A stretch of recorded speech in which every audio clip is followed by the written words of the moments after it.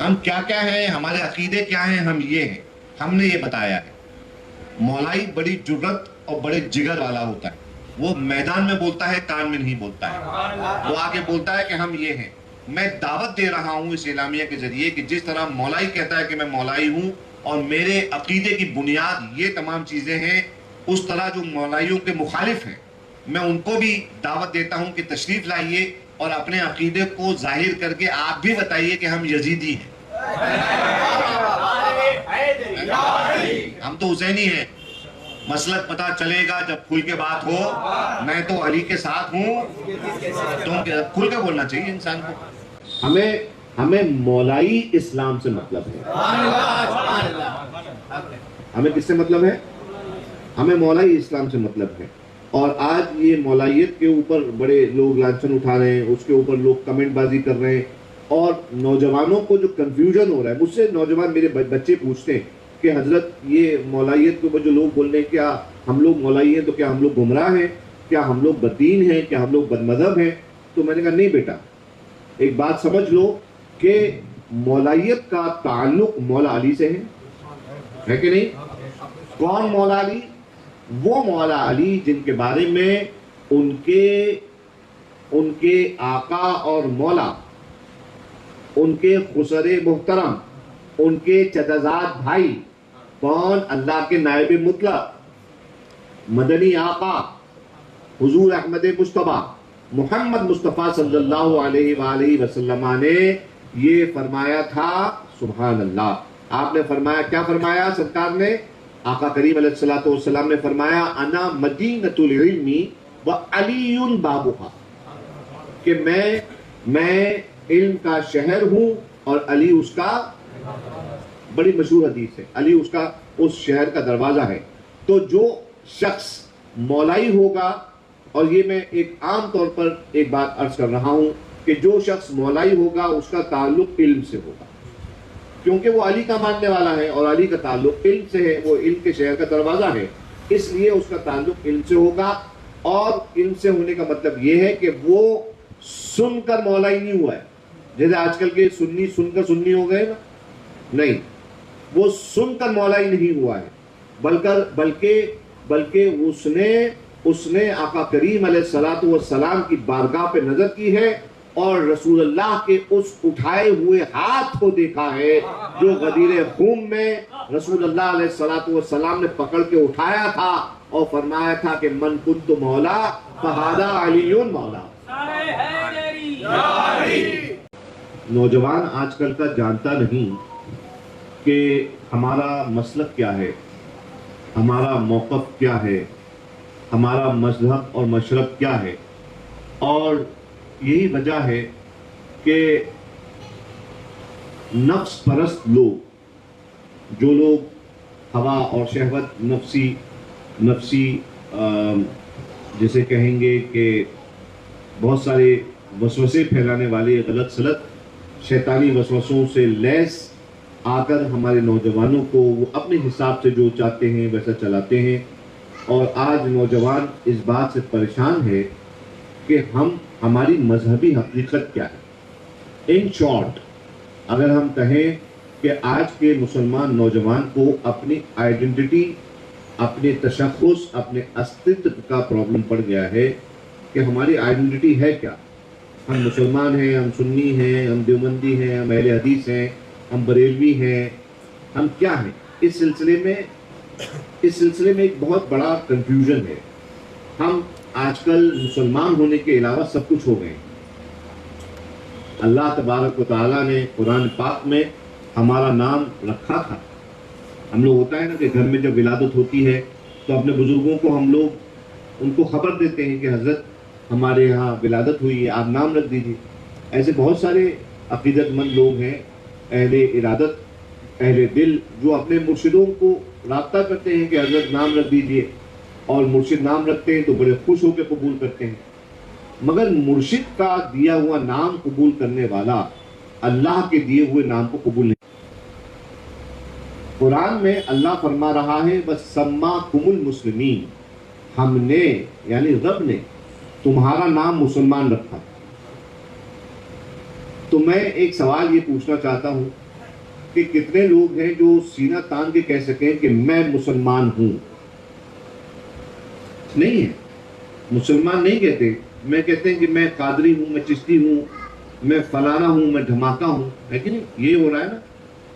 یہی آج کے زمانے میں مشربی اور مسلکی اور مذہبی بنیادوں کو لے کر جو اصل دین ہے، یعنی اللہ، اسلام کا مطلب کیا ہوتا ہے؟ اللہ کی مرضی کے سامنے سر تسلیم خم کر دینا، اپنی مرضی کو اللہ کی مرضی کے سامنے ختم کر دینا، جھکا دینا، اسے کیا کہتے ہیں؟ اسے اسلام کہتے ہیں۔ تو اور یہی طریقت سلسلہ قادریہ ہے۔ حضور غوث اعظم دستگیر رضی اللہ تبارک و تعالی عنہ وارضہ عنہ ارشاد فرماتے ہیں کہ ہماری طریقت، فرماتے ہیں طریقتنا تقوم علی الحب والطاعہ للہ ورسولہ، ارشاد فرماتے ہیں کہ ہماری جو طریقت ہے، غوث پاک فرماتے ہیں ہماری جو طریقت ہے وہ قائم ہے محبت پر اور اللہ اور اس کے رسول کی اطاعت پر۔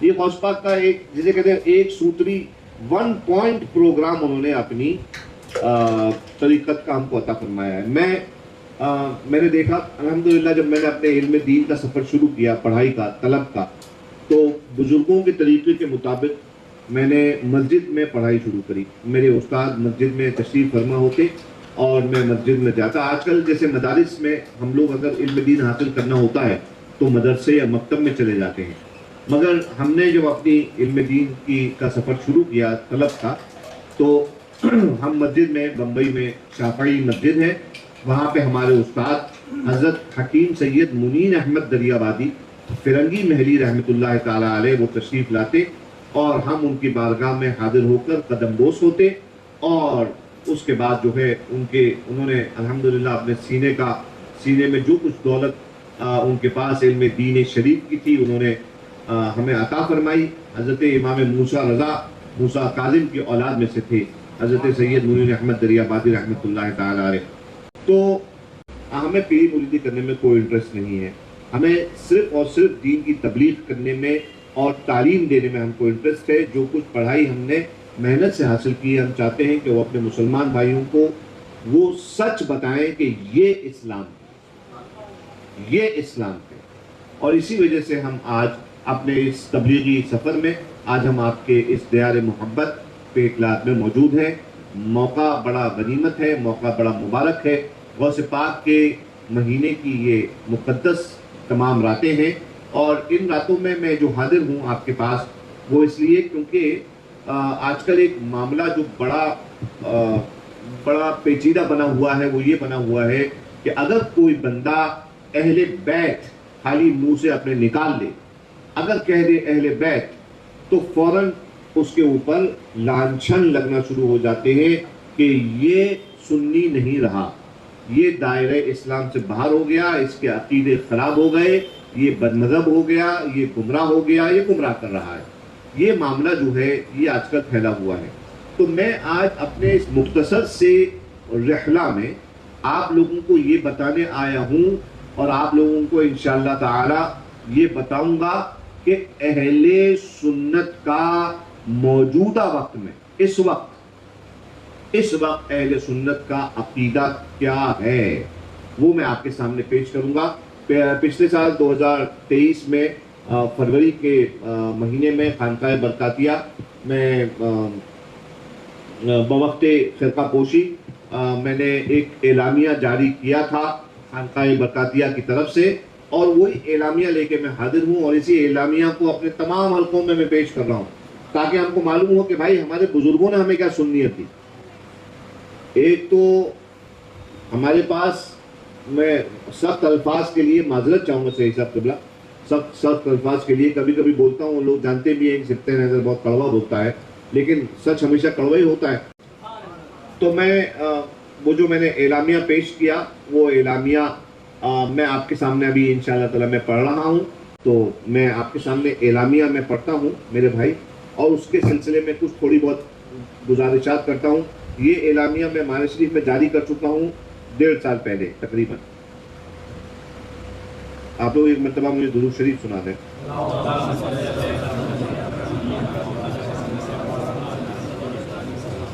اللہم صلی وسلم وبارک علی سیدنا و مولانا محمد معدن الجود والکرم وعلی آلہ وبارک وسلم صلاۃ و سلام علیک یا رسول اللہ صلی اللہ علیہ وآلہ وبارک وسلم ابدا۔ دیکھیے یہ تقریباً 18 پوائنٹ کے اوپر یہ اعلامیہ ہے۔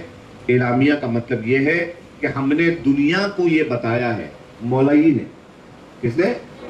مولائیوں نے یہ بتایا کہ بھائی ہم یہ ہیں، ہم کیا کیا ہیں، ہمارے عقیدے کیا ہیں، ہم یہ ہیں، ہم نے یہ بتایا ہے۔ مولائی بڑی جرت اور بڑے جگر والا ہوتا ہے، وہ میدان میں بولتا ہے، کان میں نہیں بولتا ہے، وہ آگے بولتا ہے کہ ہم یہ ہیں۔ میں دعوت دے رہا ہوں اس اعلامیہ کے ذریعے کہ جس طرح مولائی کہتا ہے کہ میں مولائی ہوں اور میرے عقیدے کی بنیاد یہ تمام چیزیں ہیں، اس طرح جو مولائیوں کے مخالف ہیں میں ان کو بھی دعوت دیتا ہوں کہ تشریف لائیے اور اپنے عقیدے کو ظاہر کر کے آپ بھی بتائیے کہ ہم یزیدی ہیں، ہم تو حسینی ہیں۔ مسلک پتہ چلے گا جب کھل کے بات ہو، میں تو علی کے ساتھ ہوں، تو کھل کے بولنا چاہیے انسان کو، کھل کے انسان بولے۔ تو صاحب یہ میں آپ کے سامنے پیش کرتا ہوں، یہاں پہ جو مشکل الفاظ ہیں تھوڑی دیر آپ لوگ مجھے برداشت کر لیجئے گا، یہ مشکل الفاظ ہیں، اس کو میں انشاءاللہ آسان کر کے آپ کو پیش کروں گا۔ تو مولائی شروع کرتا ہے، بسم اللہ الرحمن الرحیم، الحمدللہ والصلاۃ والسلام علی رسول اللہ۔ اس کا پوائنٹ نمبر پہلا ہے کہ فقیر قادری چشتی برکاتی مذہباً حنفی اور مسلکاً سنی اشعری ماتریدی ہے۔ ہمارا اور آپ کا مذہب کیا ہے؟ ہم لوگ اہل سنت کے 4 مذاہب ہیں، اہل سنت والجماعت کے 4 مذہب ہیں۔ کون سا؟ نعمان بن ثابت جن کو ہم اور تم ابو حنیفہ کے نام سے جانتے ہیں۔ دوسرا نمبر حضرت امام مالک بن انس جن کو امام دار الہجرہ بھی کہا جاتا ہے مدینے کے اندر، یہ مالکی مذہب کے امام ہیں۔ تیسرے محمد بن ادریس مطلبی شافعی رحمت اللہ تبارک و تعالی علیہ، یہ شافعی مسلک کے امام ہیں۔ چوتھے نمبر پر امام احمد بن حنبل رحمت اللہ تعالی علیہ بغداد میں اور حنبلی مذہب کے امام ہیں۔ تو ان 4 اماموں میں ہمارے ہندوستان میں ہم لوگ کیا ہے، کس امام کے پیچھے چلتے ہیں؟ کس کے؟ امام اعظم ابو حنیفہ کے پیچھے چلتے ہیں۔ اور ہم لوگ یہ اب اس کے اوپر کچھ لوگ، میں بیچ میں آپ کو تھوڑے بہت کمنٹس بھی اس پہ اپنے تعلیقات بھی دیتا چلوں گا۔ بہت سارے لوگ کہتے ہیں کہ بھائی آپ لوگ جو ہیں امام کو ابو حنیفہ مانتے ہیں، آپ لوگ اہل بیت کو بھی کہتے ہیں کہ آپ ہمارے امام ہیں، تو آپ لوگ امام اعظم کو کیسے امام بول رہے ہیں؟ ہم کہتے ہیں بھائی امام اعظم اس لیے ہیں کیونکہ وہ شاگرد ہیں زید شہید کے اور جعفر صادق کے۔ وہ امام کیسے بنے؟ وہ خود امام اعظم ابو حنیفہ سے ایک بندے نے پوچھا یا نعمان کم عمرک، آپ کی عمر کتنی ہے؟ تو امام اعظم ابو حنیفہ نے ارشاد فرمایا لولا سنتان لحلق نعمان، کہ اگر میری زندگی کے 2 سال نہ ہوتے، میں 2 سال کو ہی اپنی عمر مان رہا ہوں، اگر یہ نہ ہوتے تو میں ہلاک ہو گیا ہوتا۔ اور یہ وہ 2 سال ہیں جو میں نے زید بن علی اور جعفر بن محمد کی جو ہے بارگاہ میں نے گزارے، ان کی شاگردی میں گزارے۔ تو ہم لوگ جو ہیں الحمدللہ ایسے امام کو مانتے ہیں جو امام اس لیے بنا کیونکہ اس نے ائمہ اہل بیت کی پیروی کی۔ حضرت امام اعظم ابو حنیفہ، ہم اپنے آپ کو الحمدللہ ہم مذہباً حنفی ہیں۔ میری بات سمجھ رہے ہیں آپ لوگ؟ ہم مذہباً حنفی ہیں۔ اور مسلکاً ہمارا مسلک کیا ہے؟ جو لوگ مسلک کی پکار کرتے ہیں ان سے پوچھیں کہ آپ کا مسلک کیا ہے؟ پرانے زمانے سے یہ 2 بزرگ ہیں، ایک کا نام ہے ابو منصور ماتریدی اور ابو الحسن عشری، یہ 2 بڑے امام ہیں جنہوں نے عقائد کو کھول کر بیان کیا ہے، چاہے وہ عقائد کے اصول ہوں یا وہ عقائد کے فروع ہوں۔ ان کی بہت ساری کتابیں ہیں اور میں آپ کو بتاتا ہوں کہ ان کی کتابوں کو سامنے بہت سارے لوگ نہیں لاتے، اور بہت سارے جو عقیدے کے بارے میں بولتے ہیں کہ ہم عقیدہ پڑھا رہے ہیں، ہم ممبروں پہ کھڑے ہو کے تقریر کرتے ہیں کہ ہم عقیدہ لوگوں کا درست کر رہے ہیں، صحیح معنی میں وہ لوگ امام ماتریدی اور امام ابو الحسن عشری کو انہوں نے پڑھا ہی نہیں ہے۔ اگر انہوں نے پڑھا ہوتا تو آج جو افتراق قوم کے اندر ہے، مسلمانوں کے بیچ میں مسلک کا افتراق ہے، یہ کبھی نہ ہوتا، یہ کبھی نہیں ہوتا۔ بہرحال ہم مسلکن سنی اور کیا ہے ماتوریدی اشعری ہیں. تمام اہل اسلام سے گزارش میں کرتا ہوں کہ موجودہ تعصب اور بے دینی کے عہد میں اپنی جان اور مال سے بڑھ کر اسلام اور ایمان اور عقیدے اور مسلک کی حفاظت کریں. ایک مسلمان ہونے کی حیثیت سے یہی ہمارا سب سے بڑا سرمایہ ہے، جس کی حفاظت ہر فرض سے بڑھ کر. سمجھ رہے ہیں؟ یہ جو عقیدہ بیان کیا پہلا، ہم مذہباً حنفی ہیں، مسلکاً اشعری ماتوریدی ہیں، اور یہ ہمارا مذہب ہے اور یہ ہمارا مسلک ہے، اور اسی کے مطابق ہم کو اپنے دین کی، اپنے ایمان کی حفاظت کرنی ہے. پوائنٹ نمبر 2، علماء کرام سے گزارش ہے، اور میں یہ آپ کے اس دیار محبت پیٹلاک کے آئمہ سے بھی میں دست برستہ یہ فقیر زیدی عرض کر رہا ہے کہ علماء کرام سے بھی گزارش ہے کہ مسلک سواد اعظم پر سختی سے قائم رہیں. مسلک سواد اعظم پر سختی سے قائم رہیں.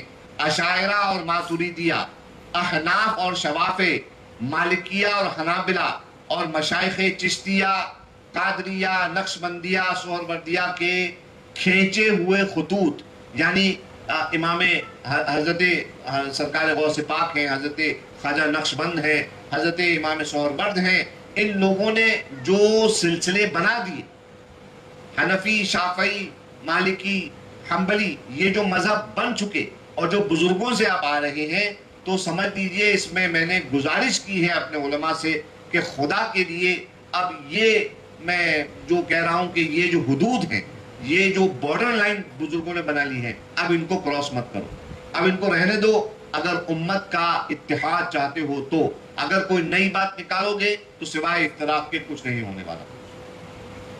پوائنٹ نمبر 3 اس کا ہے کہ عوام اہل سنت سے، یعنی آپ تمام حضرات سے، عوام اہل سنت سے گزارش ہے کہ وہ اہل سنت کے تمام علماء اور مشائخ کا کلی احترام کریں. تمام علماء کا احترام، تمام مشائخ کا احترام کریں.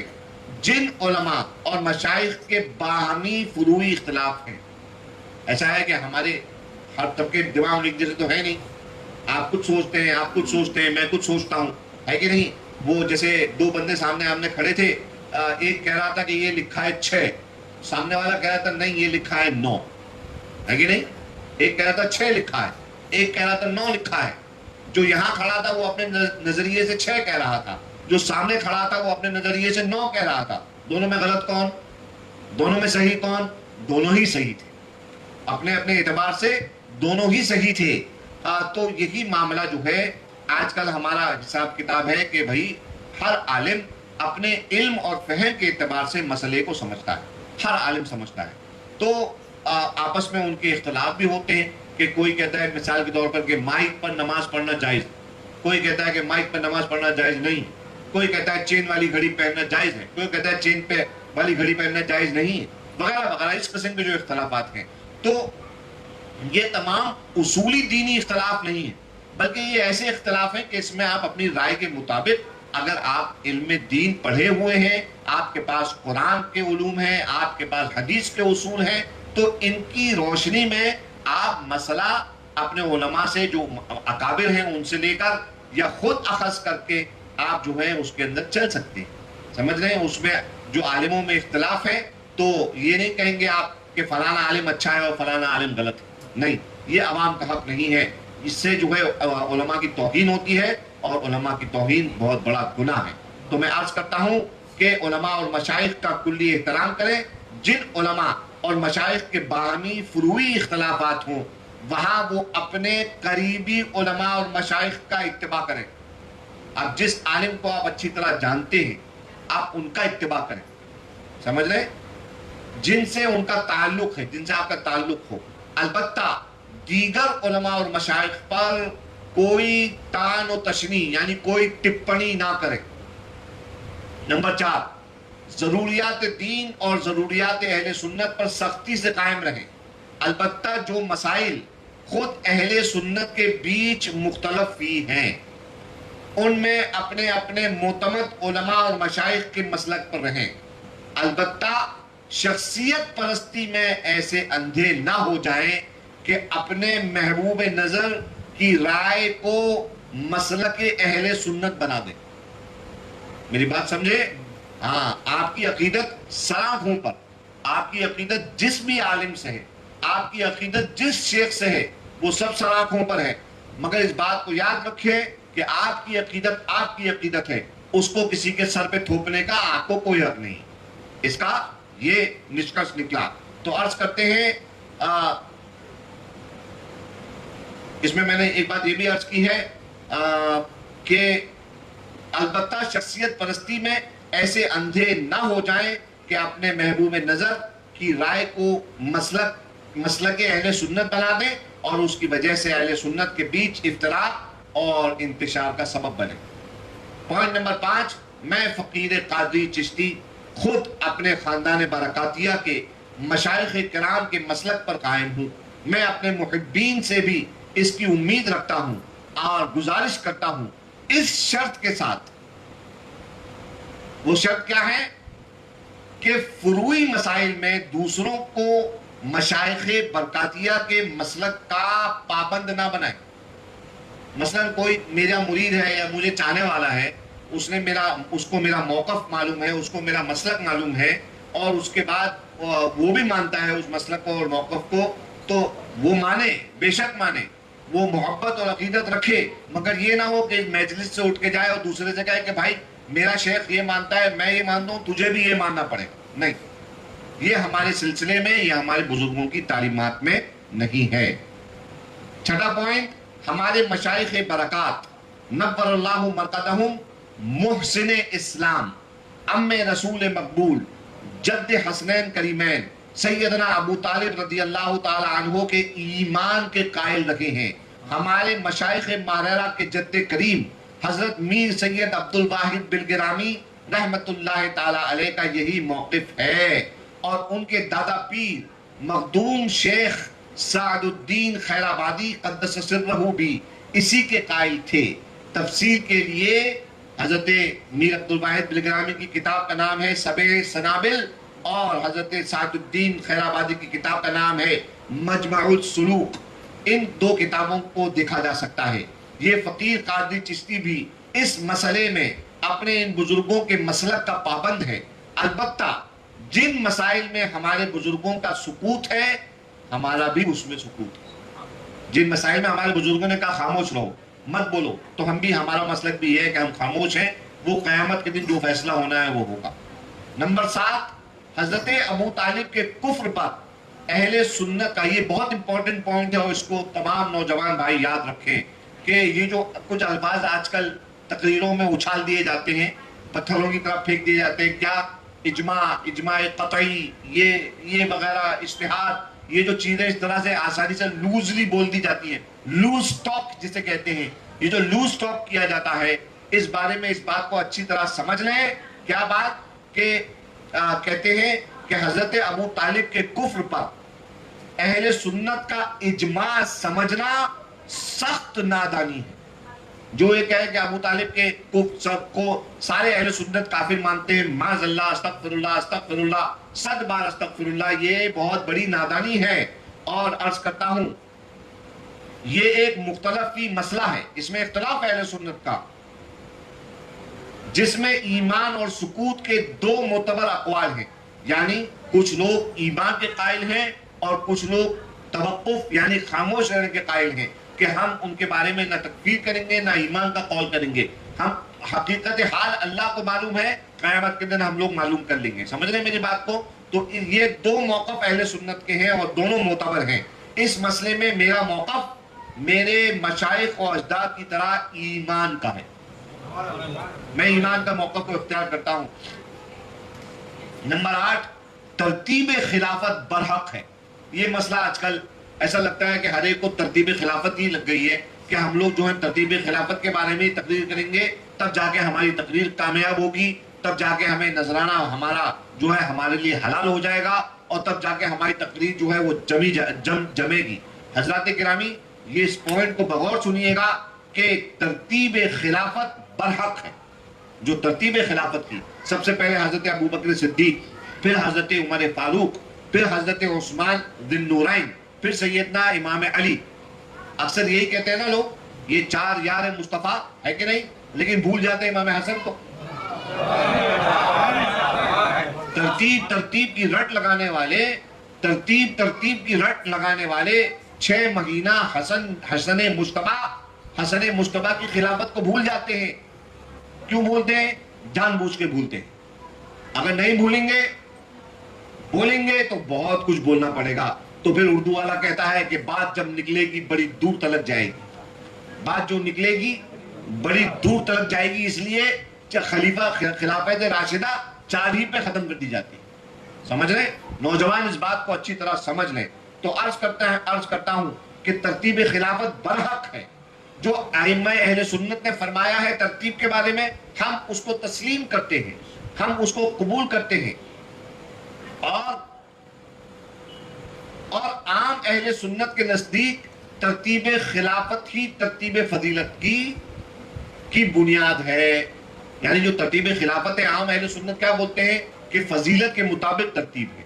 جو زیادہ افضل ہے وہ پہلے ہے، اس کے بعد اس سے نیچے، اس کے بعد اس سے نیچے. یہ عام اہل سنت کا قول ہے. اس بیچ میں ایک بات عرض کرنا چاہتا ہوں. جب ترتیب خلافت اور فضیلت کے مسائل چھیڑے جاتے ہیں، اور اس پر مجھ پہ بھی بہت سارے الحمدللہ فتوے لگ چکے ہیں. یاد رکھنا، ایمان انسان کا اس وقت تک کامل نہیں ہوتا جب تک انسان اس پہ فتویٰ نہ لگا دے. سمجھ رہے ہو؟ ہاں، فتویٰ نہ لگا دے. تو عرض میں یہ کر رہا تھا، یہ تو ایک جذباتی بات تھی، لیکن جو اصلی اور ٹیکنیکل بات ہے وہ یہ ہے کہ فضیلت کی ترتیب کے بارے میں جو عام اہل سنت کا قول ہے، ہم اس کی تردید نہیں کرتے. جو یہ مانتا ہے کہ سب سے پہلے حضرت ابو بکر صدیق ہیں، پھر حضرت عمر فاروق ہیں، پھر حضرت ذی النورین ہیں، پھر حضرت مولا علی ہے، اگر جو یہ مانتا ہے تو ہم اس کو گمراہ نہیں کہتے، ہم اس کو بددین نہیں کہتے، ہم اس کو بد مذہب نہیں کہتے.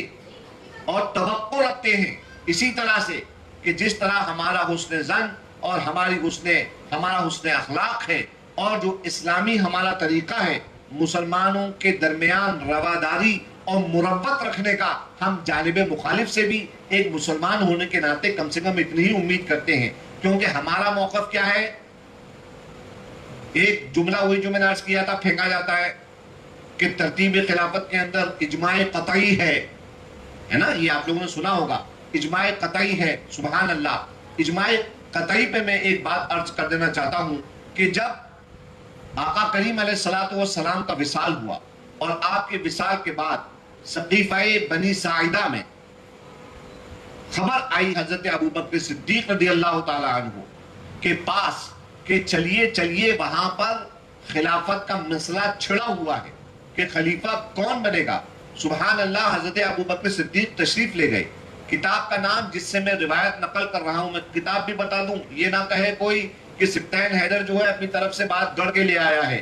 کتاب کا نام ہے مقالات الاسلامیین، جس کے ترتیب دینے والے کا نام ہے ابو الحسن عشری رحمت اللہ تبارک و تعالی علیہ. وہ اس واقعے کو نقل کرتے ہیں، اور عام دیگر علامہ شہرستانی نے اپنی کتاب الملل والنحل میں بھی اس روایت کو نقل کیا ہے جو میں عرض کر رہا ہوں کہ آپ کو جب بلا کے لے جایا گیا تو حضرت ابو بکر صدیق رضی اللہ تعالی عنہ نے وہاں پہ جا کے دیکھا کہ کیا معاملہ چل رہا ہے. تو قبیلہ انصار میں سے ایک صاحب آلریڈی ان لوگوں نے، صحابہ نے ان کو خلیفہ چن لیا تھا. کیا کرا تھا؟ خلیفہ. اور وہ مہاجر صحابی نہیں تھے، وہ انصار میں سے تھے. تو اگر آپ کے سامنے اس زمانے میں آ کے کوئی کہتا ہے کہ حضرت ابو بکر صدیق کے پہلے نمبر پہ ہونا یہ ان کی اس لیے ہے کیونکہ یہ فضیلت کے اوپر ہے، تو میں کہوں گا کہ بھائی کیا یہ آج کل کے مولانا کو بس خالی معلوم ہے؟ حضرت ابو بکر صدیق کو نہیں معلوم تھا؟ یا دیگر صحابہ کو نہیں معلوم تھا؟ صحابہ کو تو اس بات کا علم ظاہر سی بات ہے آپ سے پہلے تھا. تو ان کو جو فضیلت کا علم تھا، اگر ان کو تھا یہ بات کہ نہیں قطعی طور پہ ابو بکر صدیق کا پہلا نمبر ہونا چاہیے، تو انہوں نے انصاری صحابی کو پہلے کیوں خلیفہ چنا؟ سوال نمبر 1. پھر اس کے بعد مسئلہ یہ، سبحان اللہ، کہ حضرت ابو بکر صدیق جب وہاں تشریف لے گئے تو آپ نے فرمایا نہیں، الامامۃ فی القریش، رسول اللہ علیہ الصلوۃ والسلام کی حدیث ہے کہ امامت یعنی خلافت جو ہے یہ قریش کے قبیلے میں ہے، کیونکہ رسول اللہ قریش سے ہیں، سبحان اللہ رب العالمین۔ تو جب آپ نے یہ فرمایا اور اس کے بعد آپ نے کہا کہ اے لوگوں سنو، میں نومینیٹ کرتا ہوں اپنی طرف سے کہ پہلا خلیفہ رسول اللہ کے بعد کون ہوگا؟ فرماتے ہیں عمر فاروق، عمر بن خطاب۔ کن نے کہا؟ حضرت ابو بکر صدیق نے کہا۔ اور آج کا مولوی جو سادہ دل عوام کو اس ترتیب اور فضیلت کی ترتیب میں پھنسا رہا ہے، وہ صرف اس لیے پھنسا رہا ہے کیونکہ آج کی عوام ان پہ آنکھ موند کر بھروسہ کرتی ہے کہ جو مولانا کہہ رہا ہے وہ صحیح کہہ رہا ہے۔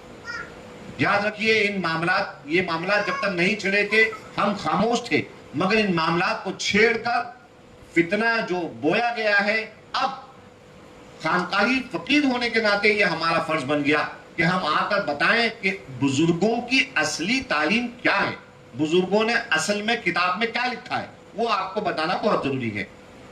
بہرحال تو ترتیب خلافت برحق ہے، اور عام اہل سنت کے نزدیک ترتیب خلافت ہی ترتیب فضیلت کی بنیاد ہے۔ فقیر قادری کی تحقیق اور مشرب اپنے جد اعلیٰ امام زید کے مطابق ہے۔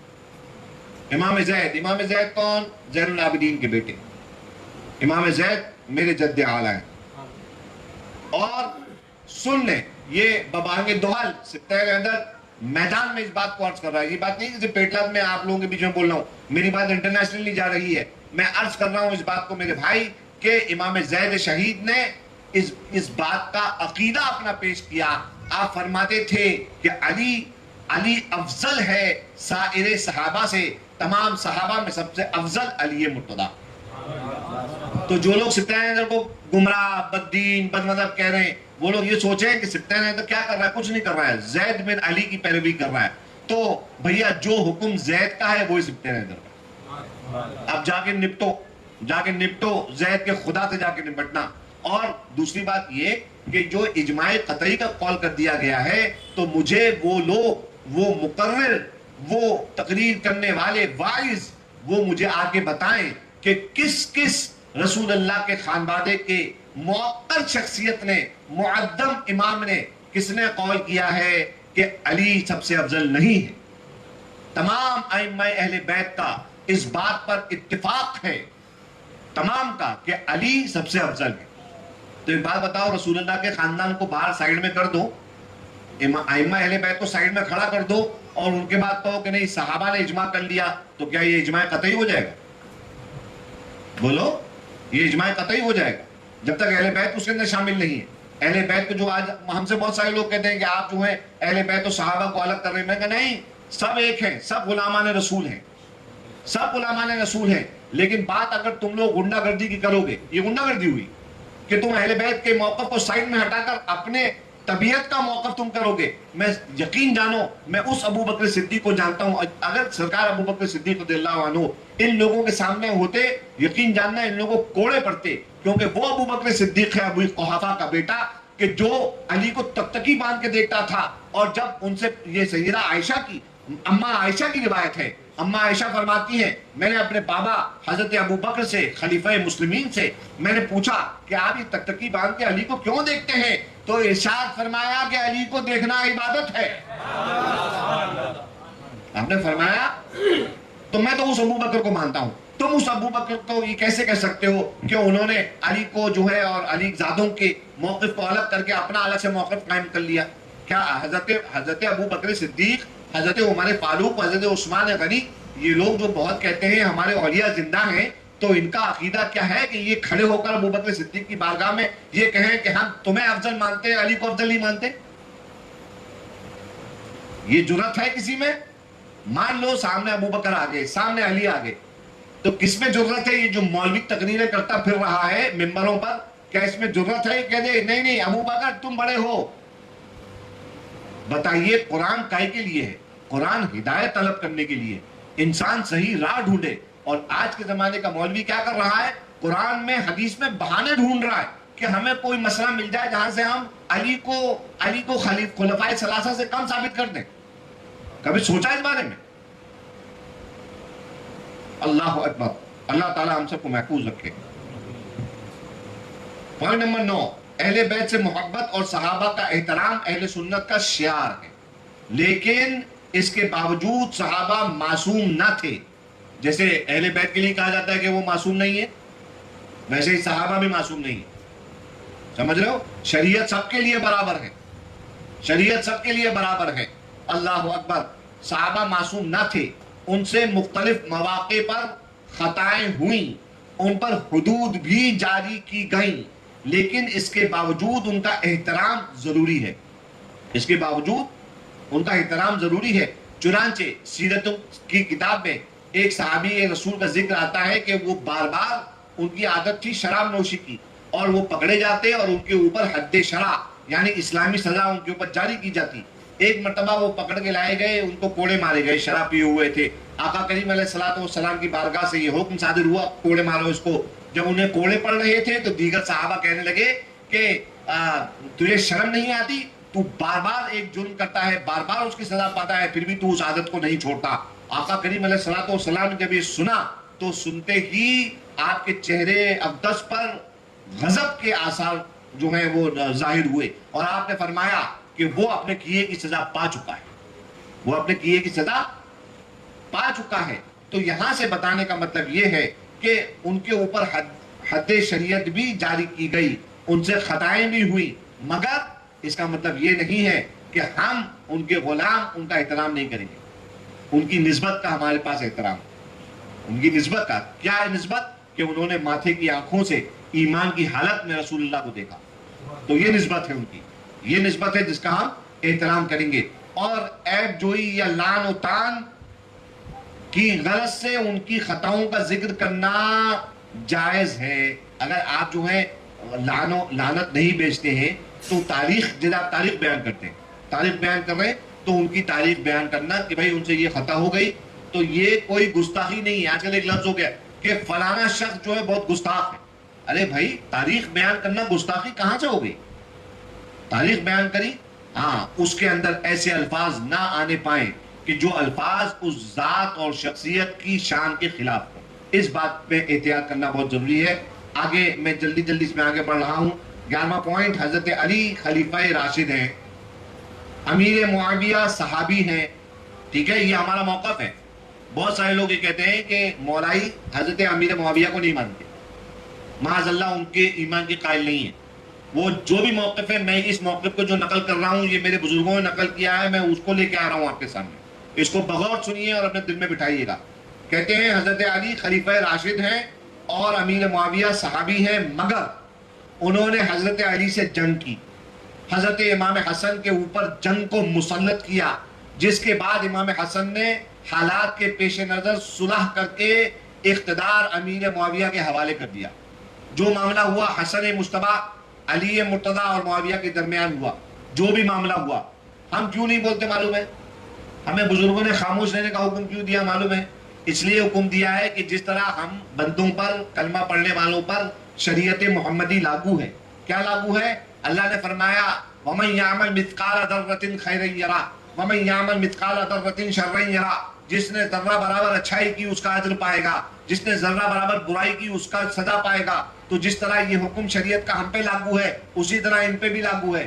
جو بھی ہے، چاہے انہوں نے صحیح کیا ہو، ثواب صحیح کیا ہو یا غلط کیا ہو، یہ جواب دہ ہم کو نہیں ہے، تمہیں اور ہمیں جواب دہ نہیں ہے، یہ جواب دہ اللہ کے ہے۔ قیامت کے دن جو جواب ہوگا لینا وہ اللہ تعالیٰ لے لے گا ان سے، ٹھیک ہے؟ ہمارا کام کیا ہے؟ ہمارا کام ہے خاموش رہنا۔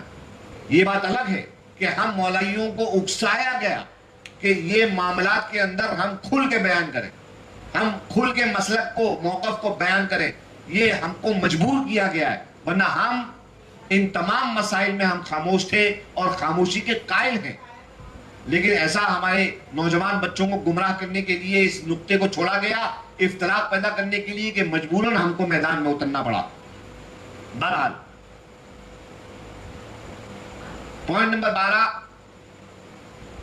صحابہ کرام رضوان اللہ تعالی علیہم اجمعین میں جن کی صحابیت اور ایمان پر خاتمہ ثابت ہے، اپنے ظن و تخمین سے ان میں سے کسی کی تکفیر جائز نہیں۔ 13واں پوائنٹ، اہل سنت و جماعت کی بھی صحیح العقیدہ خانقاہیں اور درسگاہیں قابل احترام ہیں۔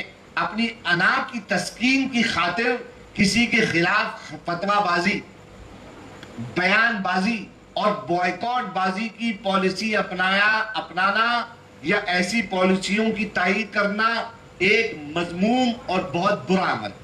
آج کل چل رہا ہے نا بوائیکاٹ کر دو، ہے نا، یہ بہت ہی مذموم عمل ہے شریعت مطہرہ کے اندر.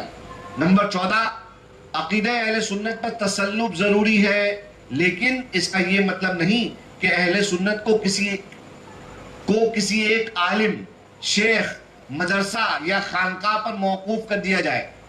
یعنی ہم اہل سنت ہیں، لیکن اس کا مطلب یہ نہیں ہے کہ بس خالی فلانے خانقاہ والے اہل سنت ہیں یا فلانے امام صاحب جو ہیں وہ اہل سنت کے امام ہیں. نہیں، ہر شخص، میں ایک روایت یاد آتی ہے، خلیفہ مامون نے حضرت امام مالک بن انس کی کتاب موطا امام مالک جب دیکھی تو خوش ہو کے کہا کہ امام آپ مجھے اجازت دیں تاکہ میں پوری سلطنت اسلامی میں جتنی بھی ریاستیں ہیں مسلمانوں کی، وہاں کی ساری کتابیں ختم کروا دوں اور صرف وہاں پہ آپ کی یہ کتاب موطا چلے گی، میں حاکم ہوں، میں کر سکتا ہوں. امام مالک بن انس امام اہل سنت نے ارشاد فرمایا نہیں، لکل ناس اقابیل، ہر قوم کے پاس ان کے بزرگوں کے اقوال اور ان کے بزرگوں کی تعلیمات موجود ہیں، لہٰذا تم جو ہے وہ ہماری بات، ہماری کتاب سب پہ مسلط نہیں کرو گے. لیکن اس کے برخلاف آج کا زمانہ ہے کہ آپ چاہیں قرآن سے پیش کر دیں لیکن پھر بھی کہیں گے کہ بھائی ہمارے امام صاحب اور ہمارے مولوی صاحب کی کتاب میں یہ کہاں لکھا ہے وہ بتاؤ. سبحان اللہ، سبحان اللہ، کیا بات ہے. خیر، عقیدہ اہل سنت پر تسلط ضروری، لیکن اس کا یہ مطلب نہیں کہ اہل سنت کو کسی ایک عالم، شیخ، مدرسہ یا خانقاہ پر موقوف کر دیا جائے. تمام گمراہیوں کے ساتھ اس گمراہی کی تردید بھی ضروری ہے. ذات رسالت مآب ایمان کا مرکز اور محور ہے. آپ صلی اللہ علیہ وآلہ وسلم کا ادب و احترام ہر فرض سے بڑھ کر فرض ہے. اسی طرح محبت کے ساتھ اطاعت رسول بھی ضروری ہے تاکہ اہل سنت کو حتی الامکان فسق اور فجور سے پاک کیا جائے. حب رسول اور اطاعت رسول کے ساتھ اہل قبلہ کا احترام بھی ازحد ضروری ہے. جہاں تک ممکن ہو ان کے اقوال اور اعمال کی تعویل کی جائے، اور جب خود سے تعویل نہ بن پائے تو مسئلے کو اکابر مفتیان کرام کے حوالے کیا جائے. تکفیر و تضلیل کے باب میں ہر مفتی اظہار رائے سے اجتناب کرے، اس سے اصلاح کے بجائے افساد ہوگا. جیسے ہمارے عوام، ان میں ایک عادت ہو گئی ہے کہ عوام کسی کو دیکھتے ہیں اگر اس نے اونچا پاجامہ کر رکھا ہے، مونچھیں تراش رکھی ہیں پوری غائب، اور یا وہ جماعت میں چلا گیا ہے تو کہتے ہیں دیکھو یہ کافر ہو گیا، مرتد ہو گیا. بھائی کم سے کم میں آپ لوگوں سے عرض کر کے جا رہا ہوں اس بات سے پرہیز کرنا. کسی کلمہ پڑھنے والے کے ایمان کو ٹٹولنا شریعت نے آپ کو اس کا مکلف نہیں رکھا ہے، اور آپ کے پاس ایسی کوئی مشین نہیں ہے جس سے آپ اس بات کا ٹیسٹ کر سکیں کہ فلانا مسلمان ہے یا نہیں ہے، فلانے کے دل میں ایمان ہے یا نہیں ہے. نہیں، یہ آپ نہیں کر سکتے. شریعت مطہرہ نے آپ کو مکلف نہیں کیا ہے اس بات کا. لہذا جو کوئی ظاہر میں مسلمان دکھے گا، شریعت کا حکم ظاہر پہ لگتا ہے، آپ اس کو سلام کریں گے، کلام کریں گے، اس کے ساتھ اٹھیں گے، بیٹھیں گے، کھائیں گے، پئیں گے، روابط رکھیں گے، رشتہ داریاں رکھیں گے، سب رکھیں گے. ٹھیک ہے، یہ ہے اہل سنت کا اصلی موقف جو بزرگوں سے چلا آ رہا ہے. آج کل کا تو اللہ مالک ہے. 17واں پوائنٹ، حق و باطل میں عدم امتیاز اور سب کو صحیح اور درست کہنا صلح کلیت ہے. ایک لفظ استعمال ہوتا ہے صلح کلیت، بولے یہ تو صلح کلی ہو گیا. تو یہ کیا ہے اس کا مطلب؟ حق اور باطل میں عدم امتیاز اور سب کو صحیح اور درست کہنا صلح کلیت ہے. یعنی حق بھی ہے، باطل بھی ہے، اور آپ کہیں گے نہیں بھائی یہ کوئی الگ نہیں ہے، سب اچھا ہے، سب ایک ہے، یہ صلح کلیت. اس کا مطلب ہوتا ہے صلح کلیت. جو باطل مذہب ہے لیکن دین اور مسلک کو کسی ایک عالم یا ادارے پر منحصر کرنا اور اس سے ہر اختلاف کو صلح کلی کہنا خود امت کا ایک بڑا افساد ہے، یعنی بہت بڑا فساد. آخری پوائنٹ، ہم وطنن ہندوستانی، ملتن مسلم اور مسلکن سنی ہے، اس لیے قومی مسائل میں تمام برادران وطن جو ہمارے غیر مسلم بھائی ہیں ان کے ساتھ تعلق اور اشتراک ضروری ہے. یہاں کی پولیٹیکل لیول پر یہاں کے لوگوں کے ساتھ اشتراک ضروری ہے. اس طرح خالص ملی مسائل میں تمام مسالک کے ساتھ اشتراک و اتحاد ضروری ہے. اسی طرح سے جتنے بھی مسلک ہیں مسلمانوں کے، اگر کوئی ملت کا مسئلہ ہے، جیسے آج کل چل رہا ہے توہین رسالت مآب صلی اللہ علیہ وآلہ وسلم کا کتنا کھلا ہوا مسئلہ چل رہا ہے. اب اس میں آپ یہ لے کے کہہ جائیں کہ نہیں وہ وہابی ہے, وہ دیوبندی ہے, تو ہم نہیں کھڑے ہوں گے. ارے بھائی, سامنے والا یہ دیکھتا ہے کہ یہ سب کلمہ پڑھنے والے مسلمان ہیں, اور جب نقصان آتا ہے غیروں کی طرف سے تو وہ یہ دیکھ کے نہیں آتا ہے کہ تم کس مذہب کے ہو, وہ عزت یہ دیکھ کے آتا ہے کہ تم داڑھی ٹوپی کرتا پجامہ والے ہو. اس لیے جو ملی مسائل ہیں اس کم از کم ان پر ان کے لیے ساتھ میں ایک سٹیج پر کھڑے ہونا, مشترک ہونا ضروری ہے. یہ تمام 18 پوائنٹ اس اعلامیہ کے ذریعے اس فقیر برکاتی نے پیش کیے. اللہ رب العزت ہمیں حق موقف اور حق مذہب پر قائم رہنے کی توفیق عطا فرمائے, اور ہم کو اللہ رب العزت ایمان کے ساتھ زندہ رکھے اور ایمان کی خیریت کے ساتھ اپنے بارگاہ میں بلائے.